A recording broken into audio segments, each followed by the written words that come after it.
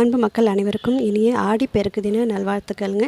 இந்த பதிவை பார்க்குற அனைத்து மக்களுக்கும் அவங்களுடைய இல்லங்களில் நிம்மதி, சந்தோஷம், அமைதி அப்படின்னு இருக்கிற எல்லா செல்வமும் உங்களுக்கு பெருகி எல்லாருடைய வாழ்க்கையும் சிறந்து விளங்கணும், நீங்கள் நினச்சதெல்லாம் நிறைவேறணும் அப்படின்னு சொல்லிட்டு நம்ம எல்லோரும் இன்றைக்கி கடவுளை வேண்டிப்போம். இன்றைக்கி வந்து இப்போ பூஜைக்கு பூக்கள் பறிக்க கொஞ்சம் லேட்டாக தாங்க வந்திருக்கேன். வேலையெல்லாம் முடிச்சுட்டு வர லேட்டாகிட்டு. இன்றைக்கி பாருங்களேன், இன்றைக்கி ரொம்ப நாளுக்கு அப்புறம் இந்த விசேஷமான நாளில் இந்த விசேஷமான பூ பூத்திருக்கு பாருங்க. இந்த செம்பருத்தி எனக்கு ரொம்ப பிடிச்சது. கொஞ்ச நாளாக இவங்களை காணவே காணும்.